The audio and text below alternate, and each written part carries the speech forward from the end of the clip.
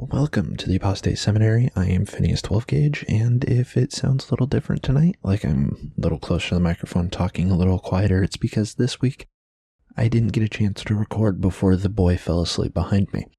So let's just get right into it, hitting Genesis 20 and Genesis 21. So now we join Abraham journeying from there to the south. From where, you ask? Go fuck yourself. See, during Sodom and Gomorrah, Abraham was just sort of fucking around. Remember way back in Genesis 18:33, it says, "So the Lord went his way as soon as he had finished speaking with Abraham, and Abraham returned to his place." He was at home. After telling God to send his henchmen to see how many people to murder, knowing his nephew was there, he was like, you know what? I need a sandwich and a nappy nap. So the there would have been Kadesh and Shur, although now he was staying in Gerar. According to the Jewish Virtual Library, quote, Gerar, a city and region in the Negev in which Abraham and Isaac dwelt. Gerar was located on the way to Egypt and is mentioned in connection with Kadesh, identified in ancient sources, Josephus, with Petra, and now mainly with Ain Kadariyat. And Shur, the fortifications of the Egyptian frontier, end quote. So basically Abraham is just making sure to stay really close to home. So when they got there, Abimelech, who was the king, you see, thought that Sarah was a fine piece, and Abraham was like, what? No, she's not my wife, she's my hold on. Indeed, I know you are beautiful, say you are my sister. Pharaoh thinks Abram is an asshole because of plagues. Pharaoh wants to know what Abram's deal is. We did this already. We did this shit in Genesis 12. And Pharaoh got plagues. This time God just showed up and was like, bro, that's my prophet, that's his wife, and I'm gonna have to kill you. So Abimelech was concerned by this because he hadn't done anything to or with her. This is where God tells him that that's because God didn't let him, because dude was deceived. So go give Abraham his wife back and ask him to pray for you before God gets murder happy about Mrs. Prophet. Early the next morning, Abimelech got up, called Abraham, and was kinda pissed, which I get. He said, what have you done to us? How have I offended you? That you have brought on me and on my kingdom a great sin. You have done deeds to me that ought not to be done. What did you have in view, that you have done this thing? The excuse here is really lacking. Basically, Abimelech doesn't believe in the same God. He must not have morality. This is where our apologist misunderstands this passage so fucking aggressively, I'm not quite sure where it lost them. We're given an anonymous quote. Quote, I fear God, and next to God I chiefly fear him who fears him not. Some Google sleuthing revealed that this quote is from Persian poet Masli Eddin Sadi, a pantheist and Sunni Muslim. So I have bad news for the apologists in this book. He was talking about a different version of God. The assertion here is the golden oldie that people who don't have God just spend their time killing and raping. So when you actually pay attention to this story, Abraham is absolutely the bad guy. The lesson here really is, when faced with the possibility of a plague, and God did that once, seemed reasonable to assume he could and would again, a God-fearing man will do the same crap repeatedly. The lesson here is that godless people are probably fine. It's the same shit that happened with the Pharaoh. Abimelech then took sheep, oxen, servants, and 1,000 silver pieces and told them to go find somewhere to stay. He then rebuked Sarah. According to Robert Weiner of Fairfield University, this is equivalent to just putting someone on blast. Hopefully they won't do this shit again. So God then healed the infertility he had stricken the house with, and everybody at Abimelech's place had the fuck out of some babies. And that's where chapter 20 leaves us. Chapter 21 starts off, Sarah got pregnant, had a kid, named him Isaac, circumcised him, couldn't believe it because she thought she was infertile, and there's not much else to do there. But there is a lot to do in the next big segment of the chapter. The next story that's told is when Sarah tells Abraham to kick Hagar and Ishmael out. Abraham doesn't really want to because Ishmael is his kid, but when God tells him that Ishmael will have a nation made of him, all of a sudden Abraham is fine with it. So the next morning, Abraham kicks Hagar out with bread and water, which is woefully underprepared. Usually when I go into the desert, I take at least a bivvy and a first aid kit with me, water purification tablets if I can, and usually a map. At the very least, Abraham really should have given her some kind of riding animal and pointed her to the nearest place to not die, because she eventually runs out of water and is about to die. So she puts Ishmael under a bush to not see him die, which I have an issue with and no issue with. I wouldn't want to see my kids die, but I couldn't imagine doing this. But also, I'd be so devastated I kind of get this reaction. And also, How small is Ishmael that she can put him under a bush? He should be a teenager at this point. Luckily for her, though, all of that worrying is kind of a moot point because God shows up to inform her that he's totally not going to die, and then there's a well. And the story ends by telling us that this is where Ishmael grows up and he becomes an archer and a hunter. This holds 4 questions for me, 3 smaller and 1 bigger. The first one is, what is this well? The second is, how do mirages work? Specifically, can they make you not see things? How old was Ishmael? Because it sounds like he's a child, but he was a teenager when Isaac was born. And what was this nation that Hagar was promised in the context of then and the context of now? And then there's also a footnote here to address. As to what's going on with the well, the general consensus is that what is meant by that verse is that there was a well there and God just pointed it out to her. The verse reads, quote, "Then God opened her eyes and she saw a well of water, and she went and filled the skin with water and gave the lad a drink." End quote.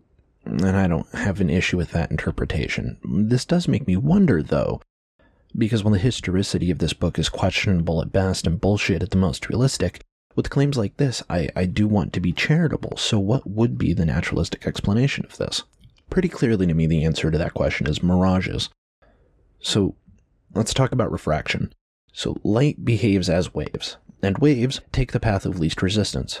Whether that's because it goes everywhere and is just easier to detect going that way, because it's easier for certain wavelengths to get there first, or because a creek-like flow of waves carry it that way, or however it works really isn't important here. What's important is that as the air just above the ground heats up, it becomes easier for the light waves to travel through. This is why on a hot day when you're driving, the ground in front of you looks like it's appearing magically out of water or nothing. The light waves aren't quite getting there to be able to be absorbed and reflected appropriately, because the hot air is easier to travel through. And what this means is, if there was an event that prompted the story being birthed into myth, it was probably a woman who was dying, hadn't seen a well there, and then saw the well, which is sometimes a well and sometimes a creek, depending on the source. Either way, though, we're left with 2 explanations. The first is the mirage explanation we were just talking about, and the other is that panicky humans fuck up and don't notice things a lot of times. And on to the second question. I have referred to Ishmael largely as the boy here because in the book it refers to him as the child. And this does something interesting when you look into it harder. When you look at the apologetics websites, they all point out that of course Hagar wasn't carrying Ishmael. That's ridiculous. He was a teenager and he was probably just leaning on her when he got weak. I checked around in academic journals though and found one from the 1994 Catholic Biblical Quarterly by Larry Like called "Where Does the Boy Belong? Compositional Strategy in Genesis 21:14" that reached a different conclusion. The conclusion that Like reached is that based on the grammar presented in the original transcripts compared to everyone else, they done fucked up on how old Ishmael is. To quote, "In summary, one must conclude that Genesis 21:14 assumes that Ishmael was an infant who was placed on his mother's back when Abraham sent them off into the wilderness of Beersheba. Despite the rabbis' attempts to harmonize Ishmael's age, it is clear that there is a chronological disparity." End quote.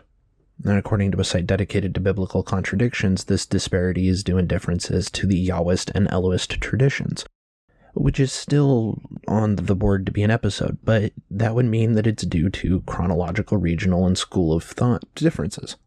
So the answer to the question of how old is Ishmael when he's carried or not into Beersheba by Hagar maybe and laid under a shrub or not because of how helpless the maybe baby was is somewhere between 3 and 17, which luckily it's a narrow window. So without a satisfying resolution there, let's continue to what nation Ishmael begat, because there are some conflicting reports about this. To start with, we're going to more or less jump ahead to Genesis 25 to name off Ishmael's kids. Ishmael's fuck trophies are Nebaioth, Kedar, Adbeel, Mibsam, Mishma, Duma, Massa, Hadar, Tema, Yuter, Naphish, and Kedema. And the reason that we're doing that is because they're relevant, they come up. And there are multiple religious sources, and they're all in agreement enough to make a sweeping generalization about them being in the Egyptish and northern Israel-ish region-ish. The big divergence here is that the Targum Onkelos, which is a Judeo-Arabic translation of the Torah, states, from thy going up toward Arthur, which is Assyria, so they expanded north to Syria. The Quran also diverges from this, but it's to say that Ishmael, Elisha, Jonah, and Lot were chosen by Allah. And I'm not really sure why Allah chose the Prophet B Squad for Islam is in the list of different ways this is interpreted, but go off, I guess. And the Asatir, which is a Samaritan book that's on the list of contenders for future readings, says that after Abraham died, Ishmael ruled for 27 years, and then all of Nebaioth's kids ruled for a year, and 30 years after he, grammatically this seems to be Nebaioth, died, they built Mecca. More modern sources, however, are fucking weird. So I found a website done by Middle East Forum that makes a really good case for the Arab people being a separate ethnic group from the Ishmaelites and for the Ishmaelites being Semitic.